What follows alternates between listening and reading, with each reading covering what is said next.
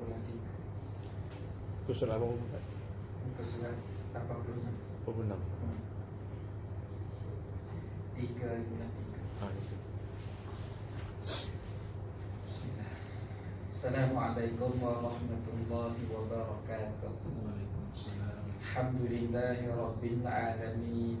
Wassalatu wassalamu ala asyrafil mursalin Sayyidina wa maulana Muhammad wa ala alihi wa sahbihi ajma'in. Subhanaka la ilma lana illa ma 'allamtana innaka antal alimul hakim. Allahumma rabbana iftah bainana wa baina qaumina bil haqqi wa anta khairul fatihin. Rabbi shrah li sadri wa yassir li amri wahlul 'uqdatam min lisani yafqahu qawli. Allahumma rabbi yassir wa la tu'assir. Allahumma rabbi tammim bil khair. Walhamdulillahi rabbil alamin. Alhamdulillah, pertama-tama sekali kita syukur pada Allah pada tengah hari ini kita dapat memulakan kembali tazkirah ataupun kuliah zuhur bulanan kita bermula daripada semalam. Alhamdulillah, mudah-mudahan keadaan semakin baik insya-Allah. Kita kesambung balik bicara pengajian kitab kita, kitab Muqaddimah Aqidah Muslimin, sambungan di muka surat 86 yang last kali berhenti dulu 3 hari bulan 3. Masa itu ada dah isu Covid, cuma tak ni lagi lah, tak kemuncak. Asal dia makin kemuncak tanggal 10, 11 waktu tu dah ni. Bila sempadan antarabangsa tutup, Malaysia pun isytihar lockdown juga.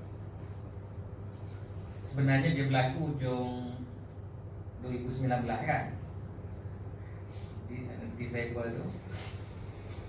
Saya antara yang paling awal terkesan lah, sebab saya company travel agency kan.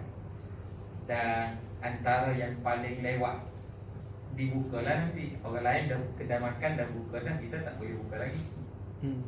Staff sekarang ni pun terpaksa gaji separuh pasal tidak ada sen orang masuk.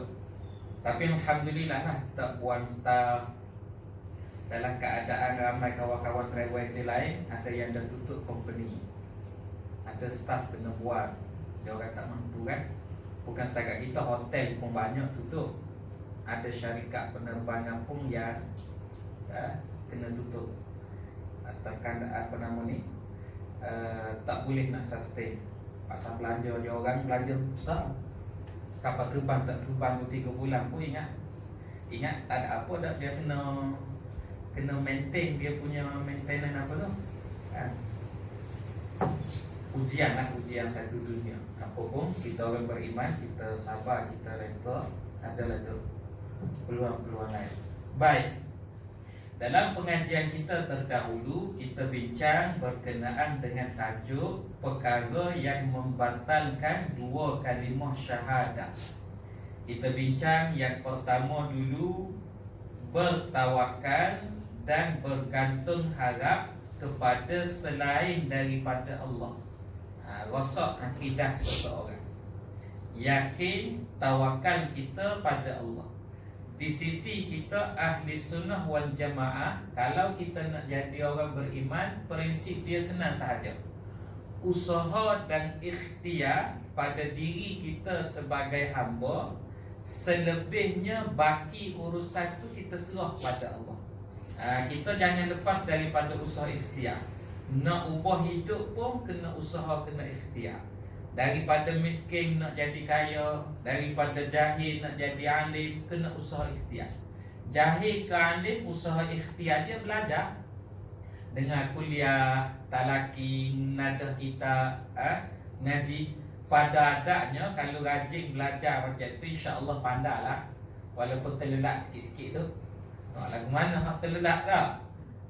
Pada adat pandai. Tapi kalau mengaji tak pandai-pandai, bukan urusan kita dah.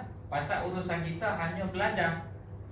Usaha ikhtiar kita kat situ. Sebab hak bagi pandanya Allah. Sama juga daripada miskin nak jadi kaya, usaha kita, usaha bekerja. Kalau berniaga, tak. Rancang strategi, cari ilmu, tanya orang berpengalaman, nak elak rugi kat situ, kat sini dan sebagainya. Kemudian kaya tak kaya tu serah pada Allah. Pasal miskin dan kaya ni dah jadi ketetapan Allah. Tak boleh nak basmi kemiskinan 100% tak boleh. Ada je orang kaya, orang miskin.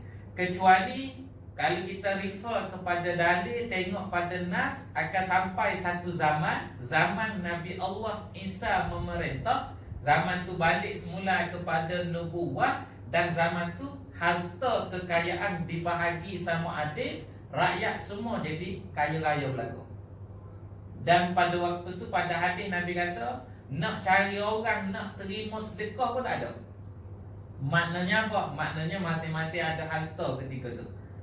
Tu ada sandaran dalil dia. Tapi tak sampai waktu tu, tetap ada hak miskin, ada hak kaya. Ujian lah. Untuk orang kaya, ujian dia orang kaya. Untuk orang miskin, ujian dia orang miskin. Itu yang pertama dulu kita belajar. Yang kedua dia kata, antara perkara yang merosakkan akidah, tidak mengaku nikmat, sama ada nikmat yang zahir, nikmat yang batin, adalah daripada kurniaan Allah Ta'ala pada kita. Kita kufur nikmat. Kufur nikmat ni tuan-tuan, sahabat-sahabat sekalian, dia bermula daripada kecil dulu. Dia mula daripada kita tidak syukur terhadap nikmat yang Tuhan beri. Dia panggil kufur nikmat. Dan syaitan iblis ni, dia pandai, dia tipu manusia, sehingga last sekali dia bawa manusia kufur hakikat, hak rosak akidah tu. Jadi setan iblis ni, dia punya tipu daya, dia tak terus bawa kita kufur hak besar tu. Takkanlah dia nak bawa kita hak orang dah beriman semaya 5 waktu, nak pergi sembah patung berhala, batu kek. Mana ada kita tergamak? Tak. Lalu depan batu kek tengok patung tu pun kita rasa macam apa? Rasa macam setengah orang tu tak selesa, setengah orang tu rasa geli, setengah orang tu rasa jijik. Sebagaimana orang kafir tengok masjid lah. Sebahagian yang sentimen tak boleh. Maknanya yang anti sangat pada agama ni. Jadi takkan setan nak tipu kita terus esok pergi nyembah patung berhala? Tak. Dia sikit. Hak sikit-sikit ni lah kata dengan guru kami, macam mana kita nak selamat? Jawabnya, kita kena senantiasa ikat diri kita, kena ada murabbi, kena ada mursyid, ataupun kena ada tok guru kita ni. Maknanya kita kena jadi orang hak selalu mengaji kita. Supaya bila kita mengaji dengan guru dia bagi tazkirah, bagi. Kadang-kadang Allah Ta'ala nak bantu kita ni, kita ada satu-satu masalah. Kita pergi dengar ustaz kita mengajar. Kebetulan dia mengajar betul-betul tepat kena dengan masalah yang kita ada. Tak pernah perasan lagi tu. Saya sama belajar Allah banyak kali kena lagi tu. Kita ada masalah keliru. Contoh kita keliru, sedekah ni, nak sedekah senyap-senyap kau, nak sedekah terang-terangan. Mana hak molek Bila kita pergi mengajar, kebetulan ustaz mengajar bab sedekah malam tu. Dia pun syarah daripada awal sampai akhir, sehingga habis kuliah dia kita pun jelas. Baru kita tahu situasi mana hak molek senyap, situasi mana hak molek terang-terangan. Hakikat sebenar, walaupun ustaz ngajar, ustaz tak tahu masalah kita. Kita ada masalah tu. Hakikat sebenar, Allah nak beri ilmu pada kita. Sama juga tipu daya iblis ni, tipu daya setan. Iblis ni kena ambil pengalaman dia jak Nabi Allah ada, sampai hari ni hidup lagi, sampai kiamat baru dia mati. Bayangkan iblis sendiri melalui berapa puluh ribu, ratus ribu para nabi, para rasul, ahli ibadat, ahli jahil. Iblis dah pengalaman jumpa orang macam-macam. Setakat kita, sebab tu isytihad dalam Quran, siapa yang selamat kecuali hamba Allah yang ada ikhlas, kerana Allah Ta'ala sendiri yang jaga. Kita sembahyang sunat ikhlas, kita buat amal ibadah zikir selawat ikhlas, Tidak kata kalau dengar orang nak buat tak saya buat, ikut dia. Aku buat ni kerana aku nak dapat pahala pada Allah. Gitu. Kemudian pada tengah hari ni kita sambung lagi, masih lagi pada sambungan tidak mengakui nikmat yang datang daripada Allah tu. Kita tengok muka surat 86. Kalau ada kitab ni bawah sekali, firmanullah Ta'ala, fa iza raqibu fil fulki da'awullaha mukhlishina lahuddin falamma najjahum ilal barri idza hum yushrikun liyakfuru bima atainahum waliyatamatta'u fasawfa ya'lamun.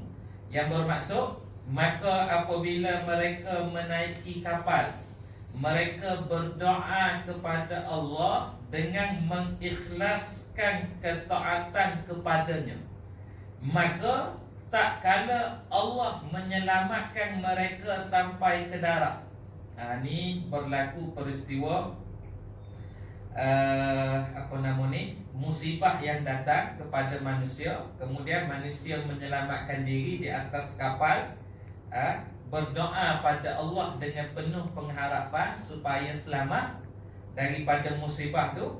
Kemudian bila Allah menyelamatkan mereka, tiba-tiba mereka kembali syirik pada Allah. Masa diuji dengan musibah, taubatlah. Tapi bila mana kembali pulih, buat maksiat balik. Sesungguhnya mereka mengingkari akan nikmat yang telah kami berikan kepada mereka, dan sehingga mereka hidup bersenang-senang dalam kekafiran. Kelak mereka akan mengetahui akibat perbuatan mereka. Surah Al-Ankabut ayat 65. Kalau maksud daripada ayat ni kita nak kias kepada diri kita masing-masing.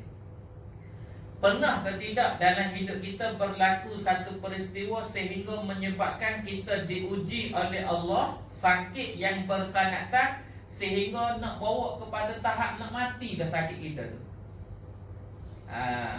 Boleh jadi pernah berlaku, boleh jadi tak pernah alami lagi. Tapi kias pada diri sendirinya adalah ada setengah orang bila sampai diuji tahap sakit begitu, waktu dia tengah dilanda sakit bersangatan tu, yang dia rasa dia tak ada harapan nak pulih dah. Dan waktu tu dia dalam keadaan takut yang sangat. Kenapa dia takut? Kerana dia tahu amal diri dia tak banyak. Aku hidup selama 35 tahun, amal ibadat aku banyak yang kurang, yang tidak sempurna. Dosa maksiat aku banyak. Aku banyak habiskan masa muda aku berfoya-foya, banyak habis duduk lepak, banyak habis duduk dengan buat maksiat gapo gitu gini. Dia tahu tentang diri dia, sehingga dia rasa, ya Allah, aku taubat, ya Allah, taubat. Ya Allah, kalau katalah aku sihat, ya Allah, aku nak jadi orang soleh, ya Allah. Allah Maha mendengar, Allah kabulkan doa dia. Daripada sakit bersangatan tu tiba-tiba makin baik. Makin baik. Jumpa ubat yang serasi. Asbab tiba-tiba saudara daripada kampung datang, bawa datang akar kayu, terang rempuh, minum air, badan kembali bertenaga. Kemudian makin last sekali pulih. Sehingga orang terkejut. Macam dia kata diberi nyawa kedua. Kita biasa dengar istilah kan, diberi nyawa kedua. Ingat kau, bila diberi nyawa kedua baik tu akan jadi orang baik. Rupa-rupa bila dah jadi pulih macam tu, tetap meneruskan perangai-perangai lama. Ini kata ulama bahaya, kerana dibimbangi. Bila diuji sekali lagi, Allah Ta'ala tak beri peluang yang kedua. Maka kita ambil peluang supaya kita tak jadi hamba Allah yang kufur pada Allah. Maka Allah Ta'ala dah selamatkan kita daripada kejahatan-kejahatan dunia. Maka ambil peluang untuk terus berubah jadi orang baik. Kaedah dia adalah kita tidak mendakwa kita orang baik. Kita tak mendakwa kata saya orang baik tak. Kita cukup sembahyang 5 waktu, kita tak dakwa lagi kita orang baik.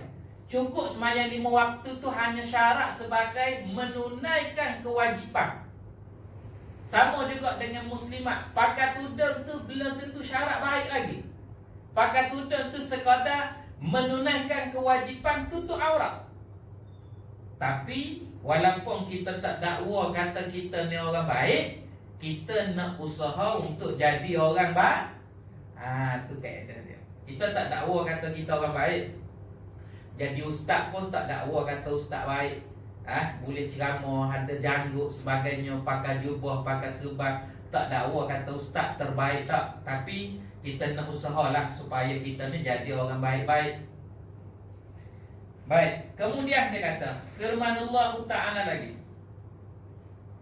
Wa nada fir'aun fi qaumi qala ya qaumi alaysa li mulku misra wa hadhihi al-anharu tajri min tahti afala tubsiru am ana khairum min hadha alladhi huwa mahin wa la yakadu yubin falawla ulqiya alayhi aswiratum min zahabin aw jaa ma'ahul malaikatu muqtarini fastakhaffa qaumahu fa'ata'uhu innahum kanu qauman fasikin.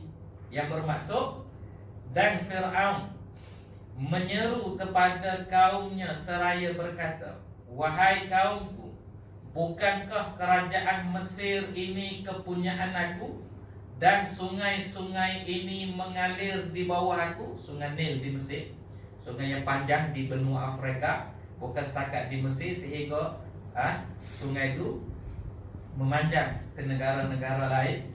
Mesir terletak dalam benua Afrika. Jadi Mesir terkenal dengan keagungan sungai Nil, kerana sumber pertanian adalah punca daripada sungai Nil. Jadi ibarat kata sungai Nil ni ibarat kata macam nyawa bagi negara tu. Suku-suku tanaman kerana sungai Nil. Jadi memang lambang keagungan. Jadi dia berbangga kerajaan Mesir, kemudian sungai-sungai mengalir. Maka apakah kamu tidak melihat, bukankah aku lebih baik daripada orang yang hina ini? Hina ini merujuk pada Nabi Musa lah. Dan yang hampir tidak dapat menjelaskan perkataannya. Nabi Musa masa kecil pernah diuji dengan tertelan bara api. Itu yang bila Nabi Musa nak berdakwah kepada Fir'aun, maka Allah mengajar pada Nabi Musa satu doa. Dan doa tu kita baca sampai hari ini. Doa tu boleh kita ajar pada anak-anak kita supaya terang hati, fasih percakapan. Tak, Rabbi syrah li sadri, Rabbi syrah li sadri, ya Allah lapang dadaku. Wa yassir li amri, mudah urusanku. Wahlul 'uqdatan, tolong lepaskan hak tersimpu. Tersimpu ni macam kita nak cakap kan, gagap, tak tahu. Jadi nak lepas tu lah. Bila boleh lepas tu kita bercakap fasih, sak. Orang dengar pun petah berkata-kata dia. Wahlul 'uqdatan min lisani yafqahu qawli. Tujuan apa nak lepas yang tersimpu hak belit-belit di lidah ni? Supaya orang hak dengar ni boleh faham apa hak kita sampaikan. Hikmah lagi, walaupun kita punya ilmu yang banyak, tetapi kita boleh guna ayat yang orang hak mendengar boleh faham. Profesor universiti kalau cakap dengan orang kampung, dia tak boleh guna istilah universiti, tak boleh nak guna istilah sintetik. Orang kampung tak faham. Dia kena gunalah istilah ni, kalau getah campur dengan air, dia jadi lagu mana supaya orang kampung boleh faham. Tu hikmah. Orang yafqahu qawli. Itu asal doa daripada Quran. Guna kata ganti nama seorang. Rabbi syrah li sadri. Li sadri. Ada setengah ustaz dia tukar kepada kata ganti nama ramai. Boleh juga. Rabbana. Rabbi jadi Rabbana. Rabbi syrah li jadi Rabbana syrah lana. Sadri sudurana. Ni kalau kita nak tukar, kita kena ada sedikit basic bahasa Arab lah. Macam contoh, kalau kita orang lelaki ni, kita masa PKP dulu, kita sembahyang jemaah kat rumah, kita jadi imam. Bila kita nak baca doa, kita baca untuk kata ganti ramai lah. Allahumma rabbana syrah lana sudurana wa yassir lana umurana wahlul 'uqdatam min alsinatina yafqahu aqwalana. Itu kali nak tukar pada ramai. Tapi hak doa asal daripada ayat Quran, Rabbi syrah li sadri. Sama juga dengan doa minta ampun pada diri kita dengan mak ayah kita. Hak asal daripada Quran, Rabbil firli wa liwalidayya warhamhuma kama rabbayani shaghira. Itu hak disebut dalam Quran. Adapun hak ustaz-ustaz kita baca Allahumma ighfir lana dhunubana wa liwalidina warhamhum kama rabbawna shighara. Dia tukar sebab kata ganti nama baca untuk ramai. Baik, jadi itu amalan dia. Amalan yang kalau kita baca doa Nabi Musa tu, itu direct beramal dengan ayat Quran. Boleh, tak ada masalah. Ada satu amalan daripada guru kami. Cuma amalan ni bukan daripada ayat Quran, bukan pada hadis. Sekadar pendapat ulama sahaja. Kalau nak suruh lidah fasih berkata-kata, cakap hafal nama 7 Ashabul Kahfi. Ashabul Kahfi ada 7 orang. Bilangan mereka khilaf. Quran kata khamsah, sab'ah, ada kata 5, ada kata 7. Masyhur 7. Yang ke-8 wasaminuhu kitmir, kalbuhu kitmir. Yang ke-8 anjing dia nama kitmir, nama anjing Ashabul Kahfi. 7 orang pemuda Ashabul Kahfi ada nama-nama dia. Nama-nama pun khilaf. Nama-nama Ashabul Kahfi pun khilaf. Tapi yang sahih, kisah tentang mereka memang wujud. Itu tuan-tuan kena pegang. Sahihnya kisah mereka wujud. Bilangan mereka khilaf, nama-nama mereka khilaf. Tapi ada yang saya ambil daripada guru saya, dan guru saya bagi tahu, dia kata kalau hafal nama ni dengan lancar, fasih. Jadi makna tak gagak lah. Aku cakap tak gagak. Yang pertama Yamlikha, yang kedua Maksalina, yang ketiga Mislina, yang keempat Yamlikha, Maksalina, Mislina, yang keempat Marnush, yang kelima Dabarnush, yang keenam Syazanush, yang ketujuh Kafash Totiyush. 7 nama. Hafal nama tu dengan lancar, insya-Allah cakap tak gagak. Yamlikha, Maksalina, Mislina, Marnush, Dabarnush, Syazanush, Kafash Totiyush. 7 nama. Terahlah apa? Ingat-ingat, tak ingat nak suruh minta nama, kena belanjakan dari bulan depan. Tapi saya selalu juga duk ajar, duk kongsi-kongsi lah dengan kawan-kawan, saudara-saudara, kawan-kawan kan. Tapi tak jumpa lagi dengan orang yang gagak dia teramal 7 nama tu. Kalau ada kawan-kawan hak gagak ke apa, terang. Nanti WhatsApp pada saya, minta nama 7 Ashabul Kahfi tu, saya akan bagi. Terang minta kawan hak gagak tu terang hafal 7 nama. Beramal ustaz, nama tu bukan ayat Quran apa, sekadar mengambil barakah. 7 Ashabul Kahfi ini adalah aulia illah, wali-wali Allah. Jadi salah ke? Tak salah, sebab tak ada unsur syirik pun. Sebab hanya berdoa minta pada Allah. Cuma dengan barakah nama-nama wali-wali Allah sahaja.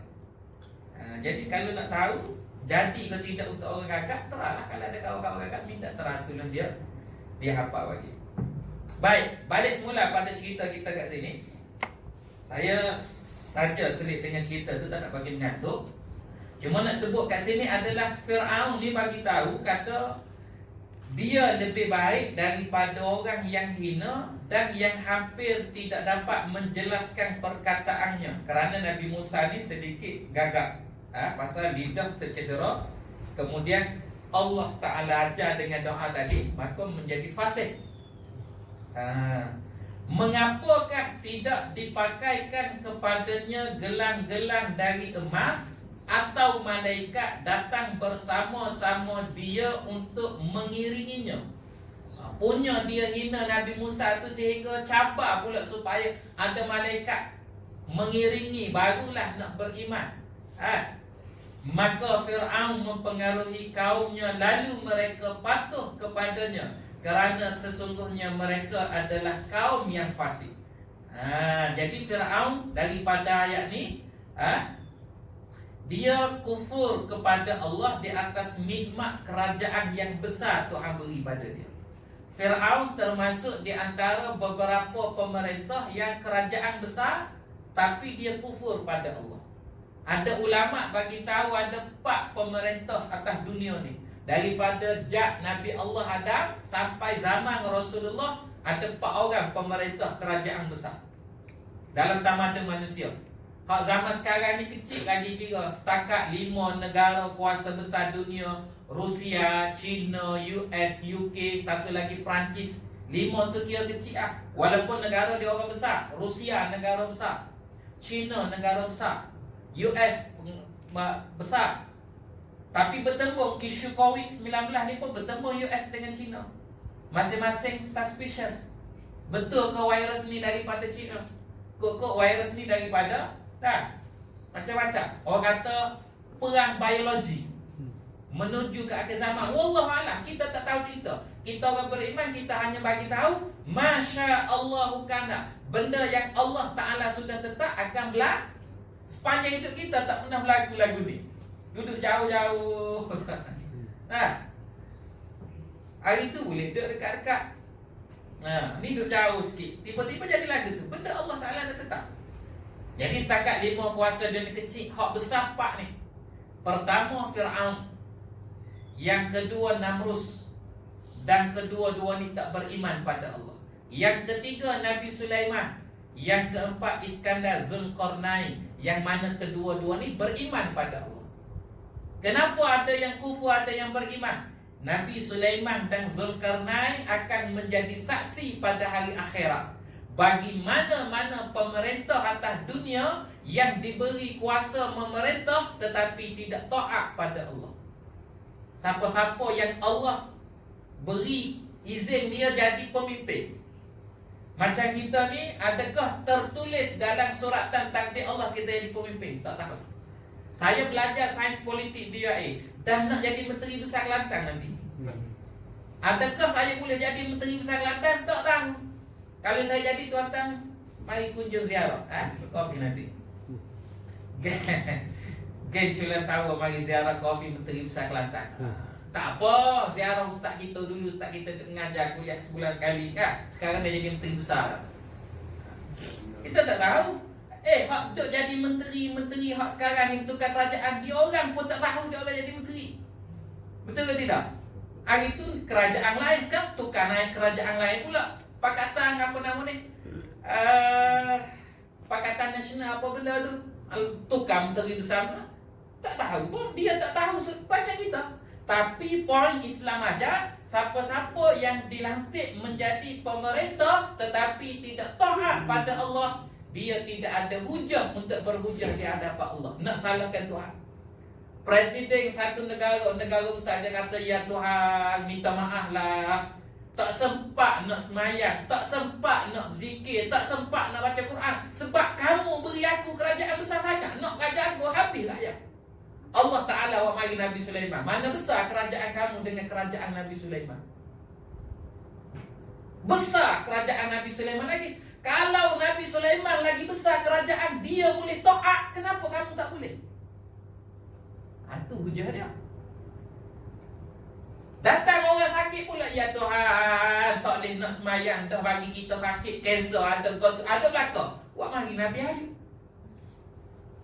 Nabi Ayub boleh taat pada Allah. Siapa lagi? Mari hak miskin. Wak mari Nabi Isa. Nabi Isa miskin. Jadi pendek kata, setiap keadaan manusia ni, manusia akan mati hujah di hadapan Tuhan. Habis itu nak buat macam mana? Keadaan mana Tuhan beri pada kita pun, buat taat berdasar kemampuan. Orang sihat cara orang sihat, orang sakit cara orang sakit. Orang sihat ambil peluang sembahyang sunat. Bila waktu sakit tak boleh sembahyang sunat, pahala penuh. Orang hak masa PKP tak sembahyang Jumaat, tak sembahyang jemaah 5 waktu, sebelum hak kena PKP dia istiqamah. Masa PKP 3 bulan, pahala penuh berdasar hadis Nabi. Nak uji apa? Tak ada uji. Sebab tu ujian balak menjadi rahmat kepada orang beriman.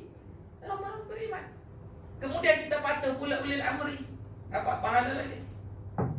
Baik, habis kat situ. Kemudian dia kata yang ketiga, setengah daripada perkara yang menyebabkan rosak akidah, beramal kerana yang lain daripada Allah. Buat satu-satu benda tetapi tidak sandar kepada agama, sandar kepada benda lain. Beramal dengan kerana yang lain daripada Allah, tidak dengan izinnya. Kerana tidakkah kita berikrar mengikut firmanullah Ta'ala? Allah Ta'ala sebut, inna salati wa nusuki wa mahyaya wa mamati lillahi rabbil alamin la syarika lahu al-ayah. Sampai akhir pada ayat. Yang bermaksud sesungguhnya solatku, ibadat aku, hidupku dan matiku hanyalah kerana Allah, tidak ada sekutu baginya. Al-An'am ayat 1 dan 2. Sedikit kongsi kat sini, ramai orang kita kat sini dia salah baca. Kerana bacaan yang dia baca hasil daripada hafalan masa kecil bawa sehingga dewasa. Kita kena ubah sikit hak masa kecil dulu kita belajar, bila makin dewasa ni kena upgrade. Dulu masa kecil belajar hanya untuk mudah ingat, bukan nak betul tajwid, sifat huruf, makhraj huruf sebagainya lagi. Bila dah makin besar kena upgrade. Dulu apa doa iftitah ni dia apa? Inna salati wa nusuki wa mahyaya wa mamati. Betul ke tidak? Sehingga membawa kalimah wa mahyaya. Bila kita tengok dalam Quran, kalimah wa mahyaya pada huruf ya tu tidak ada alif pun. Maka tak boleh baca panjang 2 harakat, kena terus sambung. Hak betulnya adalah inna salati, ti panjang, wa nusuki, ti panjang, wa mahyaya wa mamati. Ya tu tak panjang. Macam orang budak-budak apa doa, Allahumma barik lana fima razaqtana. Untuk budak-budak. Bila besar, kalau dia baca doa Allahumma kurang tepat kerana makna tergantung. Kalau nak berhenti juga Allahumma kat situ.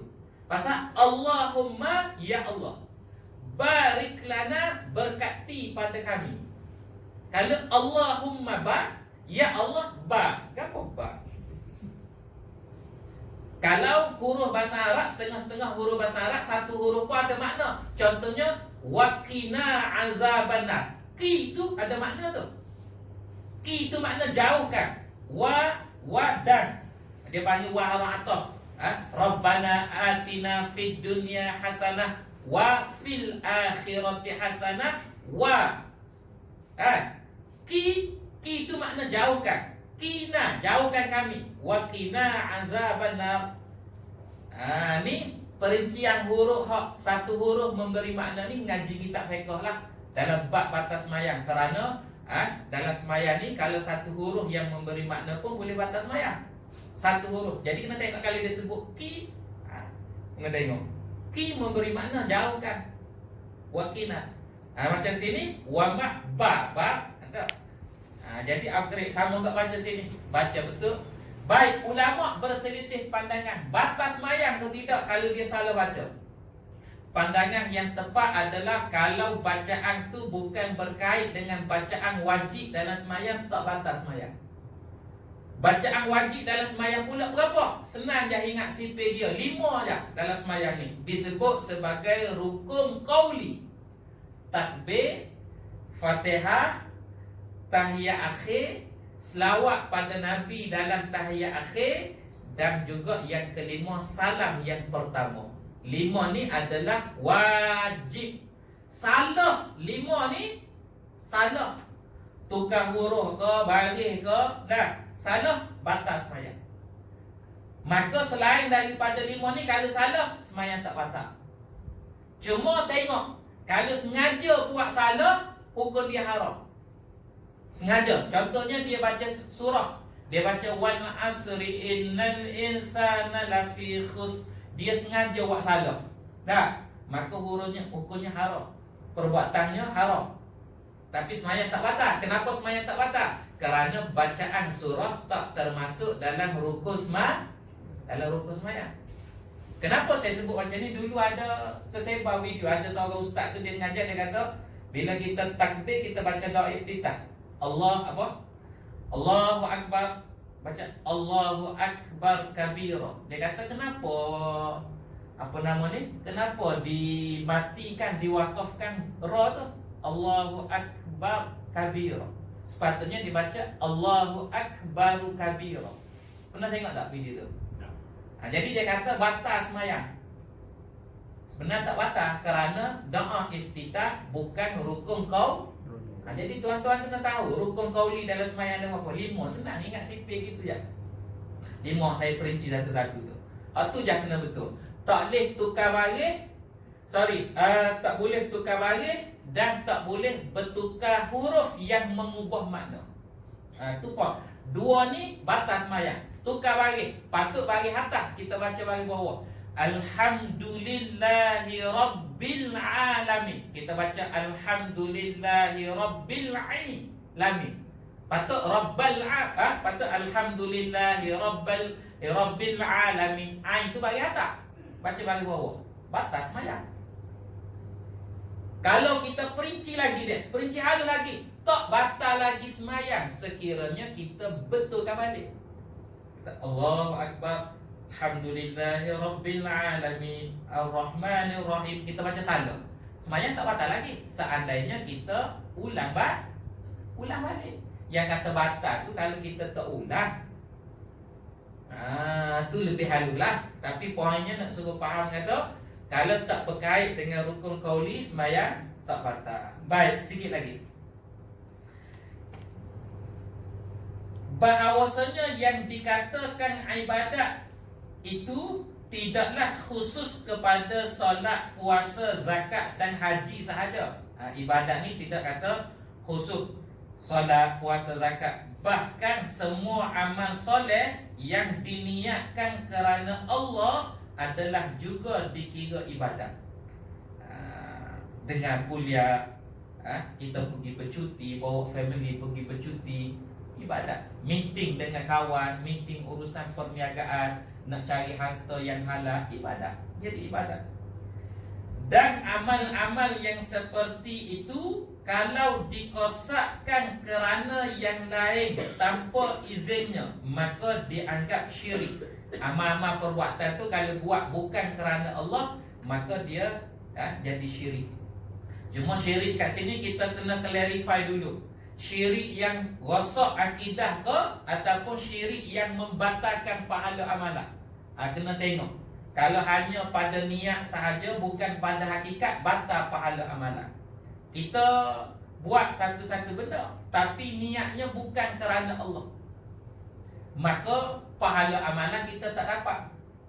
Jadi kalau pahala amalan kita tak dapat, habis tu apa kesudahan amal tu? Hanya sekadar penat dan letih.